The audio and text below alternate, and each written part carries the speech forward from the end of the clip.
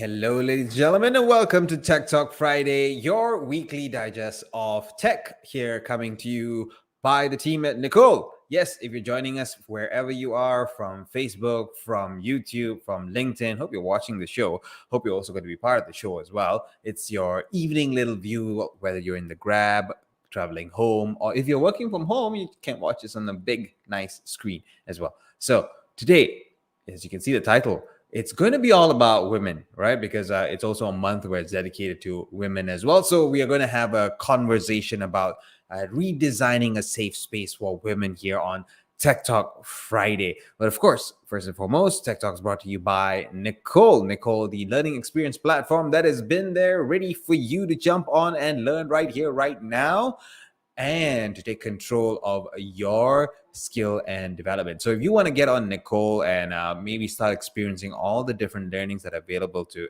everybody, jump on to Nicole.app. And immediately when you jump on Nicole.app, you can choose whether you want a 3-month subscription or a 1-year subscription. And there's a little promo code at the bottom that's saying, make a shift at Nicole.app. So go use that promo code, make a shift, and get a 5% discount on your subscription of Nicole. Now, speaking of Nicole, we usually have these Nicole pick of the week, where I kind of think about the topic that we're having this week and try to see if I can find something and learn something from Nicole. So I did go on Nicole, and if you can kind of share the screen, yes, there you go. So I did use something we have here, which is our universal function, and I kind of wanted to read an article about women in workspace. Actually, a friend of mine, Michael Petrocelli, he is also a expert on Nicole. He kind of had this video. I watched it. It's pretty inspiring. But the article I was talking about was this article here, How to Create a Workplace Where Women Thrive. And this article is actually from Inc. And interesting, I just went through that article. And in that article, it kind of mentioned leaders in organizations that truly care for employees and want to drive for success for women can consider a few things to create a change necessary. Now, there are 4 things here mentioned. One thing which I think is becoming very ubiquitous and popular is about giving flexibility beyond the 9 to 5. So it's not just talking about low number of hours or different working hours, whether they come in earlier and leave earlier or come in later and leave later. It's more about thinking of work based on objectives and tasks given and completion of tasks. So if that is fulfilled, there's no necessary need for a set 8-hour time. That actually gives a freedom, especially to women, to do all the multiple things, because they are caregivers as well to either children, the family, or either parents as well. So they do take care of the house, so they do need some flexibility at times. So here you go, 9 to 5. Now, equip employees with technology they love. I think this goes across all genders, but equip them with technology that they love to use, that they find it easier to use, easier to access, easier to use during their day, so that it removes barrier towards doing effective work. The next one is create spaces for conversation, education, and support. Now, this is especially important in a company where the environment of dialogue, feedback, courageous feedback, all of that is available, where people can be empathetic as well as growth driven at the same time. And finally is keep an eye on the whole employee experience. All right. So it's not just about what they do at work, but it's also what they do beyond work, what's required in their lives beyond work, or what could be a requirement for themselves beyond work, so that makes them as effective as possible when they come to work. So these are 4 different things of how to create a workplace where women thrive. This is done based on a search on Nicole, and this is something you can also do when you jump onto Nicole. Just search for any content that you want. It'll either search in our library, or it will start searching across the whole web. That's the power of Nicole, just there for you. So hope you can join us on Nicole and start learning today. All right, now we're done with the pick of the week session. Now it's time to get deep into the conversation that we're going to have today. And today we're talking about redesigning a safe space for women. Now, this time around, I'm going to have 3 ladies with me. All right. They're going to walk us through. I'm going to ask them some questions, and I'm going to learn through them as well. How do we do this? How can we redesign a safe space for women? And the three that we're going to have at one time, it's not going to be separated. It's going to be at one time. Let me introduce them one by one. The first person I actually spoke to recently, and if you heard Talk to Me, that's one of the podcasts that Nicole also brings to you. She was actually on that podcast on Monday, and here we are again with this Friday. Is Cherie Ha, women's holistic nutrition coach at Bloom by Cherie, and small business mentor at ABS Institute of Management. Hi, Cherie. Hi, Nigesh. It's wonderful to be here again. Great to have you again. Next up, we have Roselin Das, a digital marketing trainer, mentor, coach, consultant, social entrepreneur of Moms Village, Malaysia. Hi, Nigesh. Nice to see you. Thanks for having me. Of course. Thanks for being here. And finally, hopefully, Khusboo is joining us from, I think she's somewhere, and hopefully her internet is working well. I'm cooperating with her. So we have Khusboo Nangalia. I'm sorry, I'm pronouncing it wrongly, but she's a TEDx speaker, awarded marketeers, and Malaysia's women leader, LinkedIn personal branding coach, marketing strategist, and CEO and founder of Beyond 99. Hi, Khusboo. I think Khusboo is muted at the moment. There you go. Hi guys, thank you so much. Nigesh, it's lovely to be here with you and alongside the other two beautiful ladies out here. I hope my Indeed. internet is supporting me well. Indeed. Oh, there's a love sign that came out from Roselin as well. Right. So let's get into this conversation. All right. So we're talking about this term safe space. Safe space, though we usually define it to working well, but let's go a little bit broader in this. And this is a question to all, and maybe let's start with Cherie first. All right. In your own definition, what is safe space in this world, whether working or anywhere at all? To me, I think safe space is where you can actually just be yourself. And just from my own area in health, we're finding that we're triggering the nervous system a lot. And so if we can actually feel in our bodies more on how the body feels safe, I think that also adds to my definition of being able to be in a safe space where you can be yourself and actually be in your body where your body feels safe and secure in that environment. Right. So it's not just an external thing, it's also internal, which is your body as well. Rosalind, do you have a different way of seeing what a safe space in the world, whether working or anywhere? Okay, I deal a lot of women who start business from home. We literally work anywhere and everywhere where we get a space. That's what happened to us. Like how you said, we are multitasking queens. You know, sometimes we say, oh my God, why am I wearing so many hats? So for me, working a space phase is where you can do whatever you want and the way you want it to be done without asking any permission. Of sometimes some woman who does business from home have this thing, can I do this, can I do that, they have to ask so many people's approval before they actually can come up with some ideas. Right. I think the flexibility that we should have as a woman to do things the way that we want to do and be happy about that and be comfortable doing it at anywhere, even if you are just running a small business or if you are just a consultant or you're just an advisor about something, you can just pick up your phone. Hey guys, you know what? I got a half an hour meeting now. Just give me a balcony to work with. And the whole people around them going to say, you know what? I'm going to give you that space. Go. So those kind of understanding, if we have around the people, I think we will do wonders. That's the best safe space for women to work.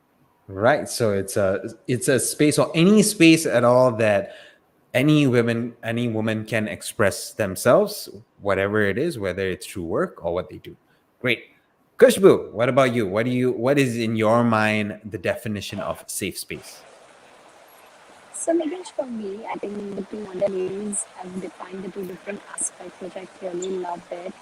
And I would love to add a space where there is zero judgment, a space where they can be themselves like they would like to be, whether it is in terms of voice, in terms of internal, external appearance, in terms of freedom of speech, freedom of what to wear, freedom of where to be, freedom of where to go and do whatever they like, irrespective of anybody. And specifically, they are not being decided of their capabilities based on their genders. They're not decided based on their acumen because of their gender. I think that is what is a safe space for me. I love the fact that we've got three different views here, and yours is zero judgment is a safe space. Now, since you're talking, you kind of already mentioned a few things there, and here I want to kind of follow up with that, and maybe after this we can go to Roselin to kind of jump in on this as well. So, I'm pretty sure, like looking at your accolades and looking at what each and every one of you have done, you've all done a lot of things. So I'm pretty sure along the way there were a lot of challenges and pain points that you went through, that you noticed, that you tried to fix as well as you kind of went through your journey. So what were these challenges and pains that you went through as you were trying to either create a safe space for yourself or the women that you work with, or even everybody that you work with around you? So let's start with Khusboo. Okay, that's a very interesting question, and it got a big smile on my face is because you really took me down memory lane. And I was just shortlisting which one to go for because it's not one, but I could finally nail down on one, which is so I am not very very tall. It's just a average Asian height is what I have, and at the same time, the body tattoo is a very lean one, right? So the one of the biggest judgments which I have personally faced a lot, which is very funny but absolutely true, is walking into the meetings and you have all the senior people and they would just feel like a fresh grad still in university. She will give me the pitch. Really?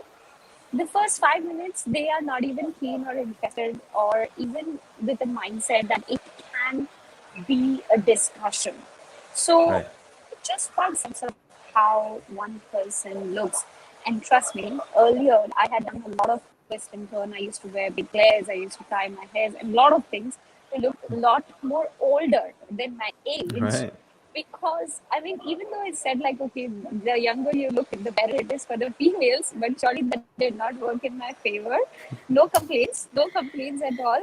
But definitely, I feel that was one of my big challenges that I faced is walking in the room and always putting more than 500% to just prove my word because the looks in itself were not too promising, let's just say, in a very, very harsh tone. Mm.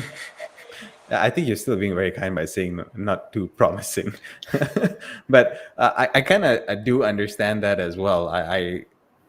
I think, and I don't want to make this a man versus woman kind of comparison thing, but I've noticed this personally myself as well. Where I've been young at a certain point. I've walked into a room. I've had that same judgment, but that judgment kind of passes over a lot quicker if versus if it's a woman who walked into the room and she looks younger. And yeah, and then there's that judgment of, is this the person who's actually going to be walking us through this? Is this the person who has the experience? Is this the person who can do this? And I actually question myself, like, why is that judgment? It's just a person. She's another person who's coming in. She has all, if she's doing it, I mean, she can do it, right? And that's the thing. Roselin, what about you? What do you think, or in your experience, what has been your challenges and pain points, especially when you try to create this safe working space for yourself? This is a very interesting question. While Khusboo was talking, I remembered of an incident that happened. I was 24 when I was headhunted to become an operation manager in a company. The very first meeting. By the way, awesome. 24 operations manager. Yeah, Awesome but to you, that's the Roselin. story that's going to come to you. Will make you think that really okay. So when I was headhunted and I was thinking, oh, not bad. It was like I was when they told me it's an operation manager, and I went like, okay. So it was a firm that has already had three different country that they were dealing with, and I had to deal with everything. So the first when everything was settled, and Monday morning HOD meetings, walking into the conference room with having a bunch of all the senior managers and directors sitting inside there for the meeting, and I walked in, and the person the HR manager introduced, this is going to be your new operation manager, and she's going to be doing this, and I'm supposed to do a presentation. The moment the eyes laid on me, I could see the entire face. Everyone has given me like, really? This is the best you all could get? I tell you, wow. at that moment, standing in front of them, I was fuming because I knew that judgment was coming because of course, she looks young and she's a woman, and you actually giving her this position? Can she do this? So it took a bit of, it's very, very disturbing. It brings your self-esteem down at the time when they're looking like that. You go like, okay, why are you doing this? Just because and I was very furious. So I took a deep breath and I started my presentation. And of course, they have this habit, which I noticed. This was like long time back. Now I'm quite old already, okay? So that time, they have this thing where the side talk, and then they look like as though they're not interested in talking to you and all that. So I just told myself, I'm going to do my best. I don't care, whoever you are. 5 minutes, pin drop silence. Everybody, because I was actually presenting to them, how do we do this in a very lean management at that time, because they were into a kiosk. And I presented my point, and I did the presenter finish, and the CEO got up and actually gave me a round of applause clap and said, that's a very, very interesting idea. I think that idea will work. The whole director, everyone looked at it. Do you really think so? I said, yeah. So that was a big breakthrough. From there on, I was in that company for about 5 to 6 years. I ensured again, we are not comparing because of gender, but that's what happens. Everyone, when a woman goes up there to share something, either they don't listen to her, they think that she's not capable enough to produce, or worse still, like Khusboo said, she looks so young, I don't think she knows what she's talking about. So I made sure, because I was in a position that I could make the changes, I ensured that the woman was heard, and everything that comes through go through a proper screening before we actually make a decision. So I felt like that was a big thing that I could do to make the organization to change the way they do things, because the top management was full of guys.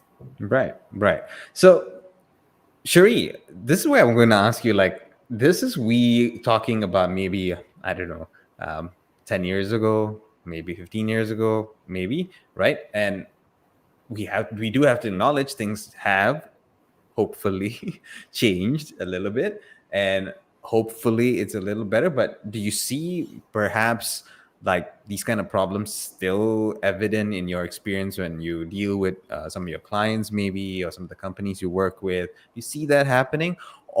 And in your view, this is the second part of the question I want to ask you, is what can companies start doing to start creating this safe space for women to express themselves?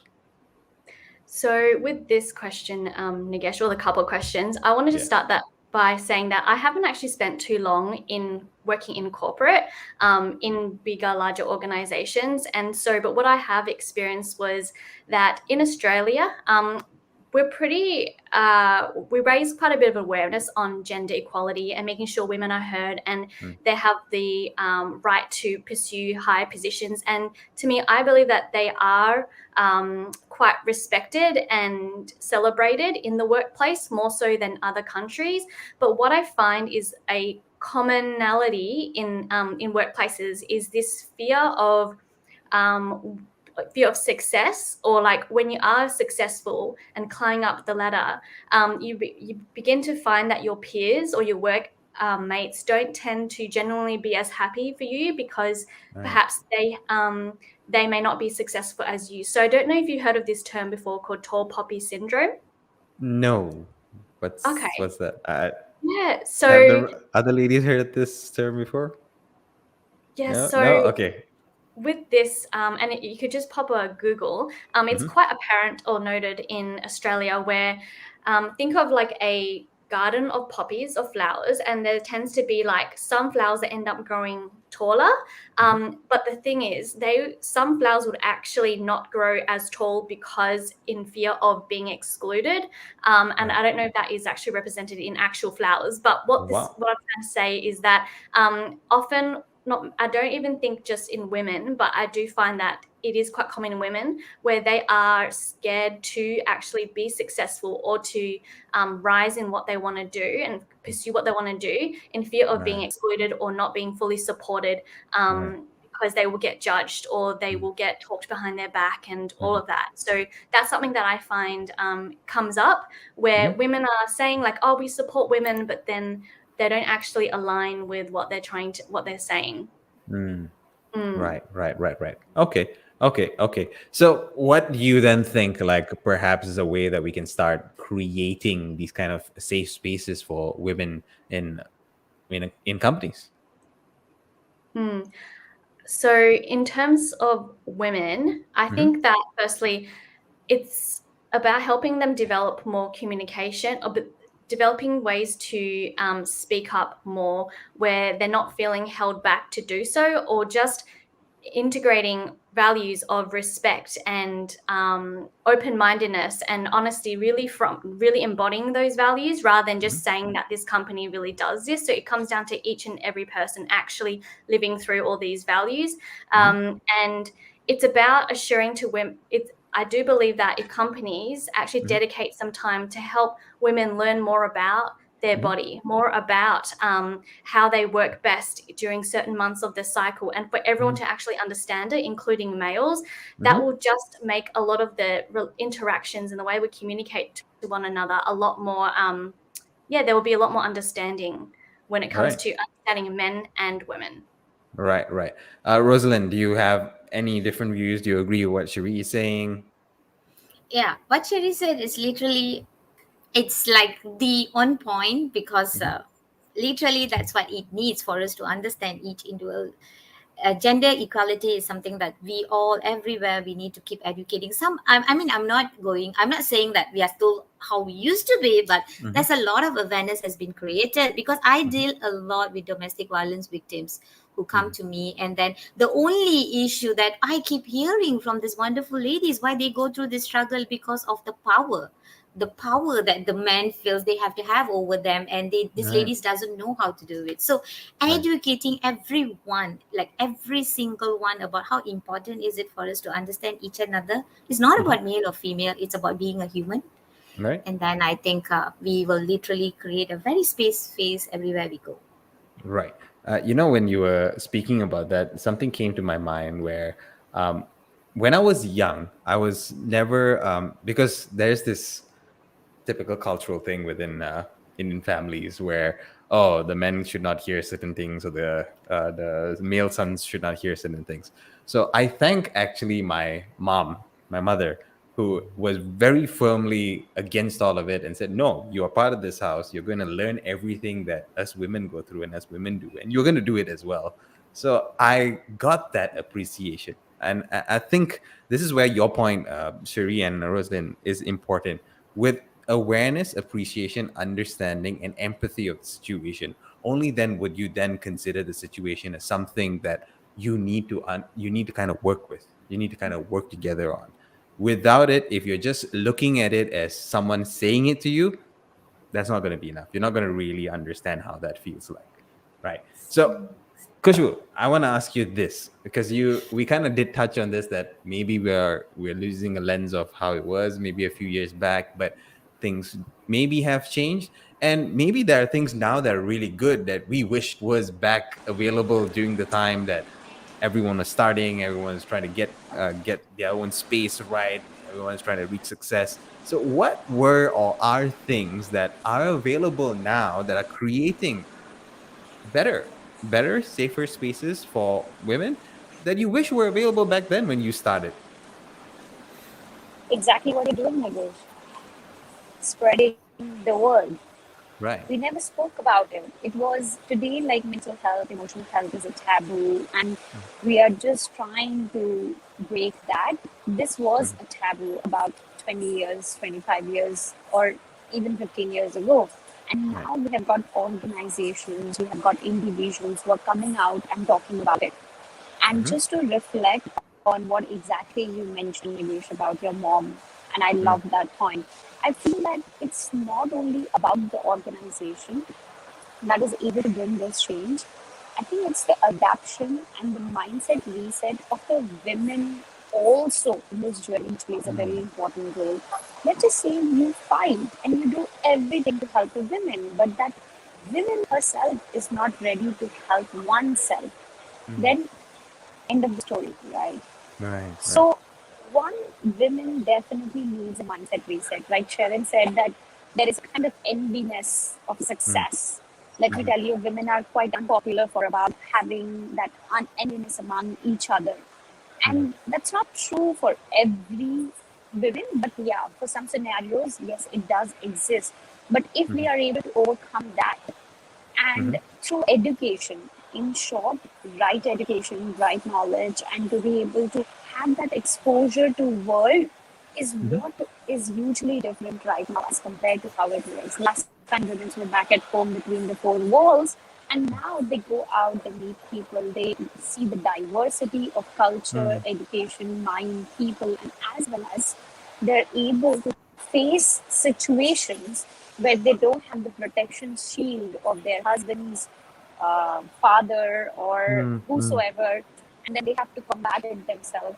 The more you fight yourself, the more you get better. It's like a kid, you let the kid fall Right. and then only it starts running. It's exactly like that.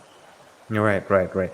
It's interesting you say that. It's very true as well. Like you can have all these things happening around you, you can have all the help around you, but if you yourself are not ready, are not going to take that step to change. And I remember the podcast episode I had with Cherie, and she was speaking about this as well, where if you yourself don't start that change, you're not going to accept the change that is around you in the first place. And that's a great point right there.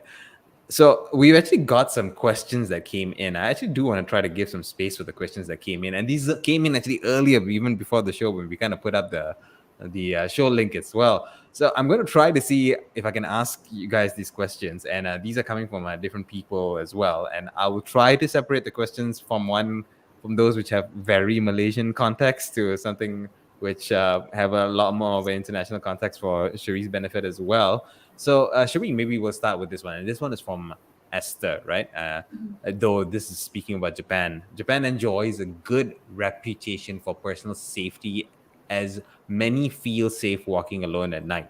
It's interesting, this one. I actually read an article recently kind of rating different countries and their safety index. Unfortunately, Malaysia is not great on that list. We're not, but yes, Japan was one of them which are high on that list. However, some women there believe that it is a myth, as they live in fear of groping, sexual harassment, and threat of being even murdered. Wow. Okay, how can we as a society do to transform such a public space into safer ones? Well, what I took note of there, Nigesh, was that the myth part, or like they're living in fear. So it's a part of their belief system that they've got a set of beliefs thinking that, for example, males are dangerous, they're going to hurt me.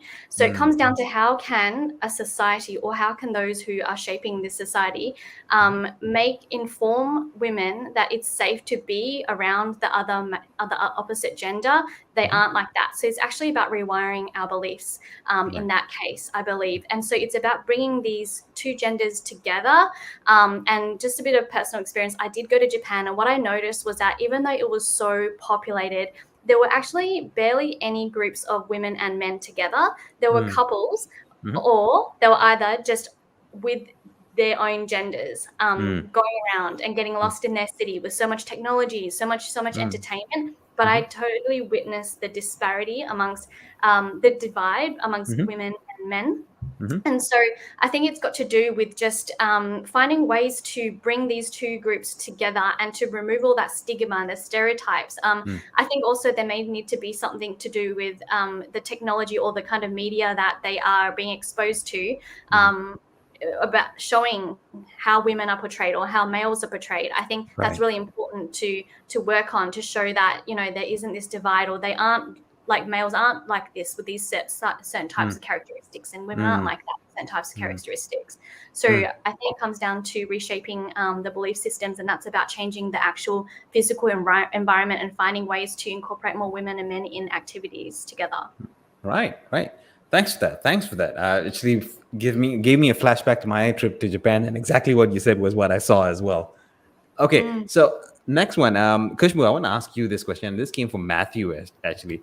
So it's something that he recently, I guess, learned. It was shocking to learn that an established company like Alibaba that celebrates women empowerment was called into question when an employee named Miss Zhao accused her boss of raping her after an alcohol-fueled business dinner, and even her HR shrugged off her complaints. So in recent times, there's another company in the States which is going through this, which is Activision Blizzard. They're going through a huge role and scandal. Even the CEO is implicated in this. So the question here is, what can leaders do to help to foster a safer and supportive workplace? Now that's pretty sad to hear both the incidences. I think this is the last thing any women wants to go through in their life. It's really horrifying. But yes, to protect this, I personally immediately, like top of my mind, what I can think of is there should be culture that should identify male tendencies as well. It's, I mean, as females, we've got six senses, and I think over here, Sarah, Shereen, and Roselin would kind of agree to this. But yeah, I'd love to hear their thoughts as well. Women should be part of the culture making and culture setup within the organization. And not only that, women should be part of implementing it consistently and always making sure that the check is done well.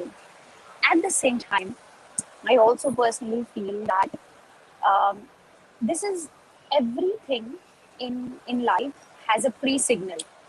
I don't know why I Okay. always feel that there's a pre-signal sort of thing. So that guy, if had the audacity to do something like this, that means there was already a sense of wrong signals within the organizations, which was not managed earlier.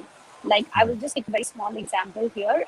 Rosalie mentioned about domestic violence. Right. Personally, I know, I mean, I have also seen around myself a lot of it, and it's not a happy place to be in. Not that personally, but around in the society, I have seen it. I always feel that the first time the women had experienced the sense of ill treatment, which could be emotional violence, not physical, I'm talking about emotional violence, and she raised her not voice but action towards that, could have protected from something worse to happen, which was potentially just the Right. early signals of getting there. So, Right.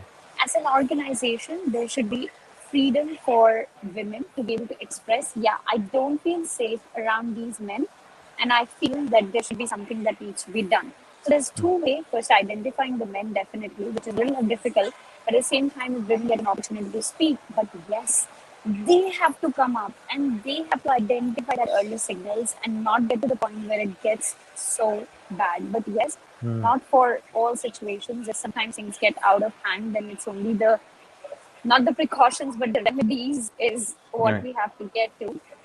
For Right. which I personally feel that the person should be. I mean, for me, if you ask me, he should not be even in the office. He should be behind the bars. If you ask Right. me, that Right. that that is how my feeling is. So it should be Right. gone to the court, and he should be behind the bars. And I don't want to talk about capital punishment. If you really ask me, it's the Right. most easiest punishment. He should be behind the bar for the Yeah. lifetime. Right. Right. Of course. Of course. But then, you kind of And the said something there. Yeah, you kind of said something there, which kind of resounded with me, which is that whole "don't take things for granted" thing. Because we all, I don't think it's a women and men thing as well. I think different situations we tend to say, you know what, it's fine, it's just one time, but this one time could lead to a two time, could lead to a three time, could lead to a four time, and then it gets worse and worse and worse and worse and worse. Now I here, as you mentioned, that I had this question that came up, and this was actually tied to what was in this case with Alibaba, and something recently happened with that one I quoted with Activision Blizzard, where we need people who understand to get into positions where they can enact change. But sometimes the way that position comes along is not exactly in the best manner. So this is something which recently happened with that case with Activision Blizzard, where they brought in a co-lead, which is a man and woman. And what happened, of course, behind the scenes and people didn't see was they were supposed to be co-leads. So everything was supposed to be equal. But of course, the man gets paid more and the woman's not getting paid as much. And she started saying that there's no enough systemic change that needs to be done. And she resigned because she felt that that's just tokenism right there and then. But the argument is this: you have a platform. You have a platform to slowly start. It's going to be a long grind, but it's a platform to start making a change. So which was the right move here? Was it to voice out and say, this is not the right way to do things, I want everybody to know, or here's a platform where I can start using to start enacting change? Roselin, I want to ask you this question. Okay, wonderful question. While talking about all the initial signals that we get and how we should behave, and you saying that, you see, people behave in this two mode. One is extreme, the other one is fearfulness. It's very difficult to have that balanced mindset to think of something, especially when we are in crisis and when that's happening to us. So when we are put in that middle situation where when you are a victim and you in a right mindset, trust me, I have spoken to many women who goes through this kind of struggle.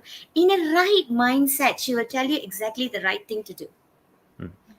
But the time where she's going through that situation or the challenges, everything goes bonkers.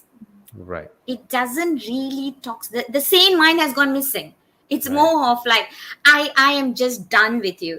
Probably she will regret whatever she did later. In a way, I shouldn't have reacted like that. I probably could have done better. But that's human being, isn't it? As a state, they push you to that extent because you are like for an example of what you are saying is like, there was a platform that was available, which she could have made it a different, but she chose not to do that.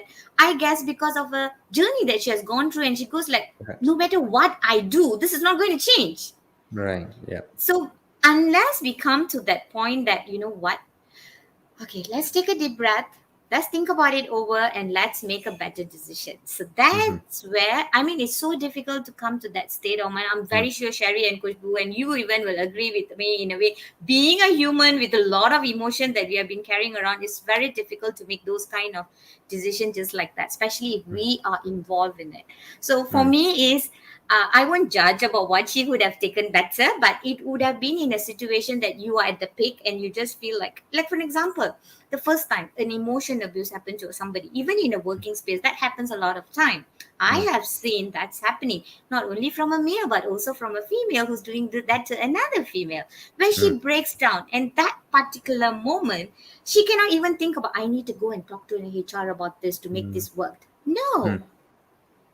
She breaks down, and chances are very high for her to make a bad decision out of that. So here is where that whatever happens, like people around them, when someone notice something like this happen, I believe we need to take the step forward and tell them, you know what, you just need to calm down, talk to me. Let's see where we can do. So when there is a support system around the situation like this, which she feels safe to open up, then the right decision with the right mindset will kick in. If it's not, we will always make the decision as that extreme feelings. Right. Here's where I completely agree with what you're saying. Roselin. I think it's across all, because we have a term called amygdala hijack that we say that, when something happens, your amygdala hijacks you and you're just reacting. You're not responding anymore. You're just reacting.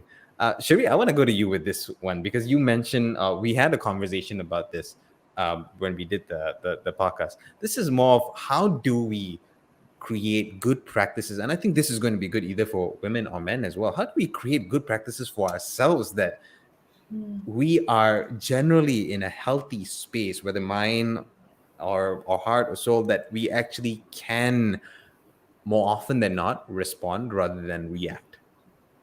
Wow, that's such a great question. And I wanted, I completely agreed with what Roselin was saying as well. I think there needs to be a practice where you are developing emotional awareness and checking in with your body and actually separating yourself from your actual body and identifying that, understanding that your body will be responding to your external environment, where it will be, for example, in the cases of crisis, you will be your sympathetic nervous system is going to be activated. Your intuition isn't there, wisdom's not there. You're there to just react to get yourself out of that situation or do something in terms of removing that threat. So regardless of the actions you take, it may look like it's irresponsible or not, but it's about understanding your body. And so I would say in one of the practices would be to actually educate yourself on more about your body, more about your nervous system.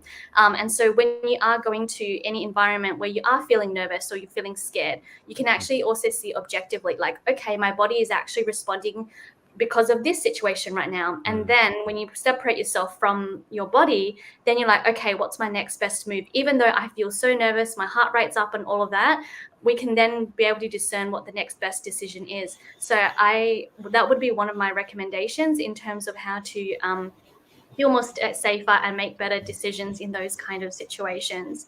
The primary one, really. Yeah. All right, all right.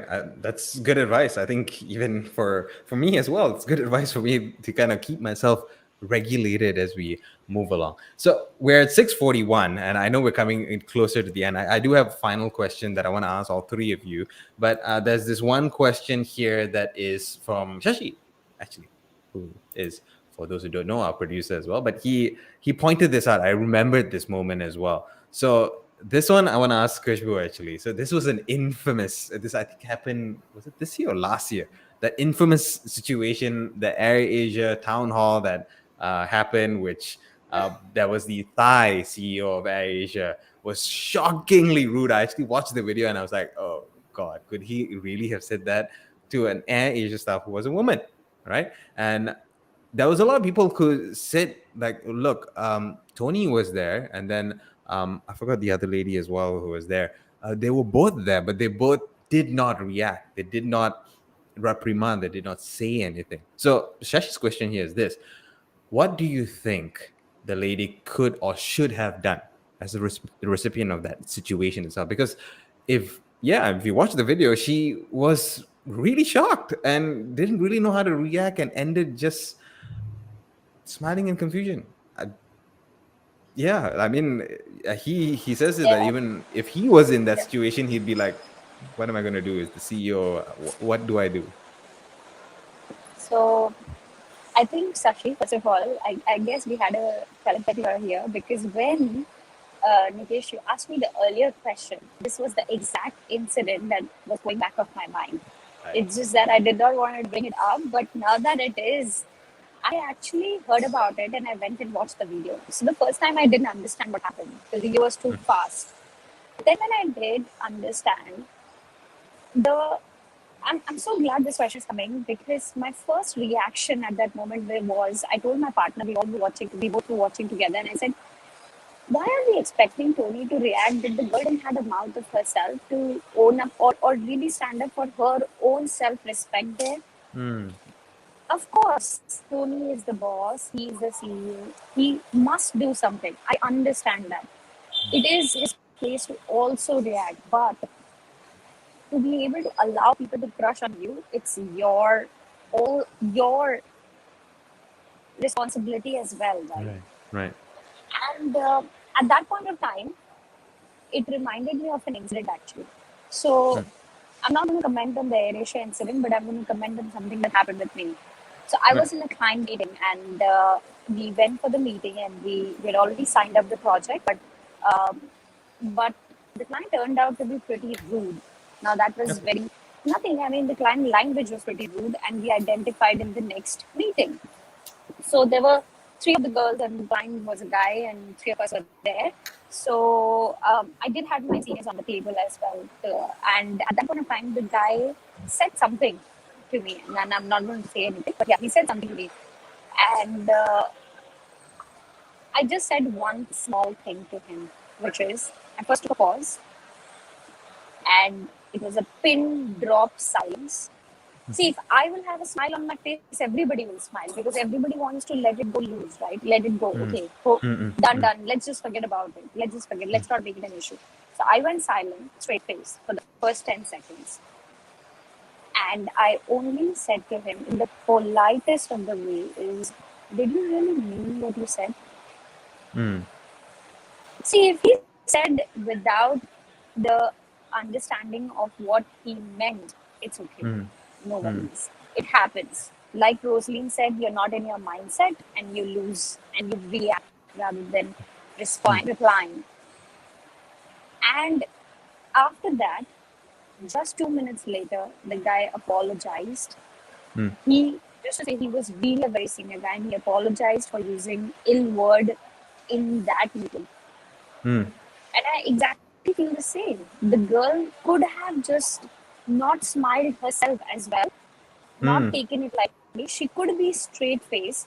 She could be showing the upsetness on the face. Like when the husband don't remember your anniversary and you get angry, you show it on your body language, right? mm, That's the mm, body language. You put it out there so that you can really put it. And then you also confirm. So don't assume. It's good to confirm that did you really mean what you said just now? Or it was mm, just a slip of tongue, or it just happened and you didn't realize it.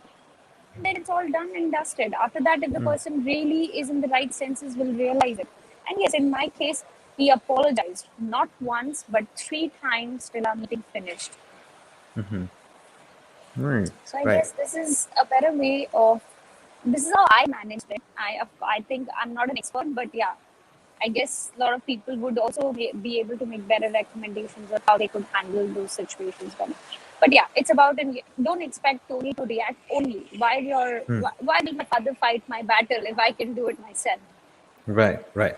And that's a good point right there. And you raised another point as well. Like most people, yes, you can't expect everybody to be at the best state of mind, very conscious, very present to as a conversation is going on. Sometimes it's just a reaction that happens. Sometimes what we need to do is not confront, but what we need to do is just re-jog the person and get them back to, did you think about what you just said, kind of thing, so that they then kind of feel it for themselves that they, oh, I perhaps reacted wrongly and therefore I need to readjust myself again. That's something actually we teach quite often when we deal with leaders out there, and we kind of tell them that, look, you got to be conscious, or you got to take a step back and always realize what's being said, or help the other person realize what has been said. So that's a real good one. So on that note, actually, I want to kind of ask this last question to all three of you, and maybe Khusboo, since you went, I'm going to ask you first, and then I'll go to the other two ladies as well. So I think one key thing is, yes, it's important for the environment to change around us as well. And we did speak about it's also important for ourselves to change, to accept that change in the environment. So, what do you think would be your advice for women and what they can do immediately to start changing, affecting the environment around them or their spaces to actually create their own safe space? And perhaps even nowadays, leveraging technology as well. Confront. Right. Confront to oneself and Mhm. confront to the person who's making you feel unsafe. Mhm.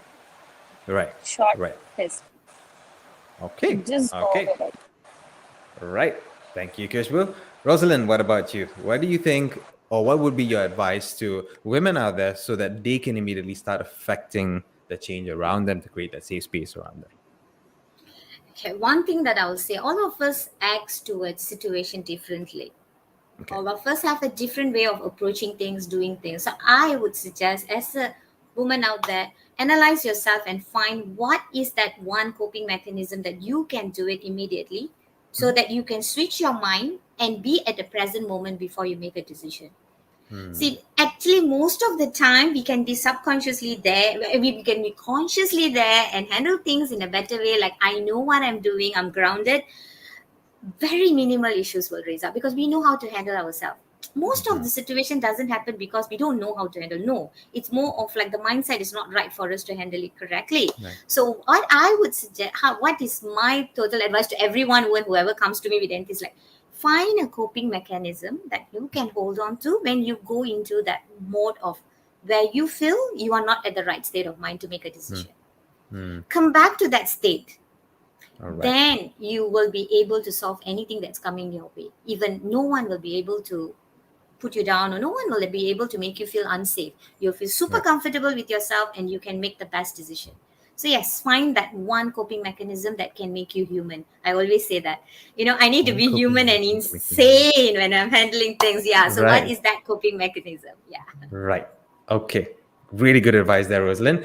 Now, Cherie, what about you? What do you think is something that women can do? And maybe take it from a nutrition standpoint as well, because that's your area of expertise as well. And we didn't quite cover that as much. But what is your advice?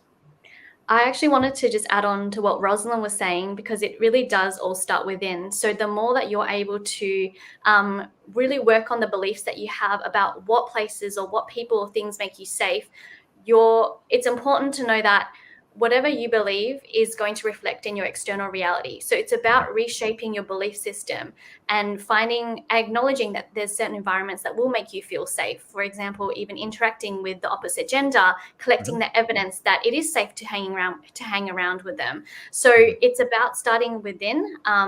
And that way you can then respond to whatever situation comes across. Even if it's an unpleasant situation, you can reshape that story and find what the skill that can be gained from it, the wisdom or the perspective or the lesson from it, and then be able to adapt and pivot in your environment, no matter what it looks like. When it comes to nutrition and to make you feel safe, I think it's just about acknowledging that the more that you put healthy food into your body, the more confident you are going to feel inside you. You are going to able to think more better. You're able to even get in tune to your own intuition better, because what you put in is going to be changing the way that you think, behave, and all of that. So when you take care of what you eat, then that's going to also make you feel confident and make you feel safer in the environments you put yourself in. Great. All right. And with that, I wanted to thank the three of you lovely ladies who are here with me and helped educate me as well in this conversation. Thank you so much, Cherie, Roselin, and also Khusboo. And at the same time, maybe a question to all of you. If there's anybody who has any questions or they'd like to interact with you, where would be the best place to kind of do that? Cherie, where would be the best place for you? The best place to interact with me would actually be on Instagram, under Bloom. Yes, Bloom by Cherie. I get quite vulnerable and I share a lot of my journey when I'm creating my book as well, that has a big emphasis on helping women develop a better relationship with their body in order to feel more safer in the environments they're in. So feel free to follow me on Instagram or even on my website, bloombycherie.com. You can also follow my book journey and what I do there as well. All right. And we'll put those links in the different portals that this is going live stream. The video will still be there. We'll put the links over there so that you can get access to Cherie and see what she does and also interact with her. Roselin, what about you? Where would be the best place if anybody would like to reach out to you, they can reach out from? Okay, so you can reach out with me in Facebook. Everywhere you go and look for Roselin Das, I think you literally get me there. LinkedIn. I'm very active in LinkedIn and Facebook. And these two platforms, because I have a community group in Facebook as well, Homepreneur Empowerment Network. So that's where we literally, it's a support group that I'm actually creating for a woman to be in a very safe zone as well. So yes, look for me, Roselin Das, in all the platforms. You literally find me there. All right, great. Again, we will leave those links in anywhere you're watching this video from, so you can interact with Roselin, even in that group as well. Khusboo, what about you? Where would be the best place if anybody wants to interact with you, talk to you, or see the body of work that you're putting up? So thank you so much, Nigesh, first of all, for having me and all of us, of course. It was fun. I really enjoyed the topic as well. After a while, I was talking about women and it made me like super energetic for the evening, Friday night, guys. Right. But yes, to get in touch, I love LinkedIn. I talk about LinkedIn. I coach LinkedIn, and LinkedIn is the place that you find me every time, everywhere. That's the place. Of course, I'm there on Facebook and Instagram, but among all the social medias, I think LinkedIn being my favorite. So yeah, please get in touch with me. I would love to connect with you. All right. So for Khusboo, it'd be LinkedIn. So that's what she says. And yes, she's linked Queen on of our LinkedIn. LinkedIn as well. Yes. LinkedIn. So also to you ladies as well, there's some questions that we didn't get to address during this conversation. We will reach out to you and perhaps get your points of view on those questions that were asked. And to all our viewers out there, actually one of the reasons why we decided to do this topic as well, because this episode is actually in conjunction of yesterday's International Day for the Elimination of Violence Against Women. Right? So it's not just against violence against women; it's elimination of violence against women. I think the one way to see is this. I have this thought process whenever we talk about DEI or these gender topics is you wouldn't want violence to be done upon you, right? So to anybody out there, right, you wouldn't want violence to be done upon you. So why would you even think of doing it to somebody else? Why would you want to harm somebody else? Everybody's a human being. Think of them as such, and this would be the first step to help everybody go against this whole mentality of violence or demeaning or thinking someone is lesser. All right, so that is my word. That is what I'm trying. That's a last parting from myself. Thank you everybody for joining us here in Tech Talk Friday. It's been wonderful talking to these three lovely ladies on this Friday evening. I know everybody's getting ready to kind of go out and have a good Friday night. Still, please be safe. Follow the SOPs. Ensure that you have a good weekend, everybody. Thank you so much. And don't forget, Tech Talk Friday comes to you every 2 weeks once. I hope it's going to go to 2 weeks once. And it's brought to you by Nicole. You want to find out more? Go to nicole.tech. Take care, everybody. Thank you, Cherie. Thank you, Khusboo. And thank you, Roselin. Bye-bye. Okay, bye. Thank you. Bye. Thank you.